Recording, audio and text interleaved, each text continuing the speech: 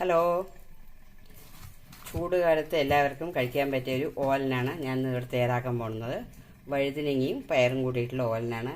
അതിനാദ്യം തന്നെ ഞാൻ അടുപ്പിൽ ചീനച്ചട്ടി വെച്ചിട്ടുള്ളതിൽ പയർ വേവിക്കാനിട്ടിട്ടുണ്ട്. ഒരു 3-4 പയർ, ഒരു 3-4-5 വഴുതനങ്ങ എൻ്റെ ചെടിയിൽ നിന്ന് കിട്ടിയതാണ്. അത് കറ കളഞ്ഞ് വെച്ചിരിക്കുന്നുണ്ട്. പിന്നെ വേണ്ടത് ഒരു മീഡിയം സൈസ് സവോളയാണ്. അത് ഞാൻ ഇവിടെ നോക്കി വെച്ചിട്ടുണ്ട്.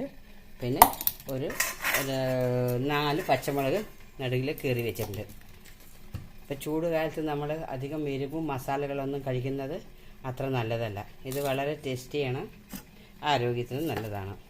അപ്പോൾ ഈ പയർ വെന്ത് കഴിഞ്ഞാൽ നമുക്ക് അതിലേക്ക് സവോളയും പച്ചമുളകും ഈ വഴുതനങ്ങയും ഇട്ടിട്ട് വേവിച്ചെടുക്കാം. നമുക്കിതൊന്ന് തുറന്ന് നോക്കാം. ഞാൻ പയർ വെന്ത ശേഷം നേരത്തെ പറഞ്ഞ പോലെ സവോള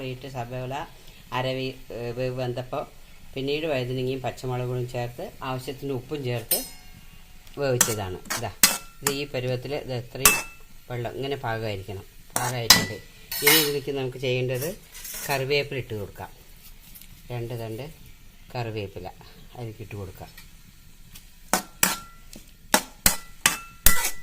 കറിവേപ്പില ഇടുമ്പോഴാണ് അതിൻ്റെ നല്ലൊരു മണം തന്നെ കേൾക്കാൻ നല്ല സുഖമാണ്.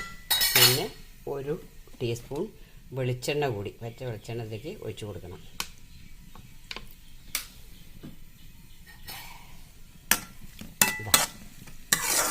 നമ്മുടെ ഓലൻ ഇവിടെ റെഡി ആയിട്ടുണ്ട്. എല്ലാവരും ഒന്ന് ട്രൈ ചെയ്ത് നോക്കണം. ഇത് വളരെ ടേസ്റ്റി തന്നെയാണ്. Okay, thank you for watching.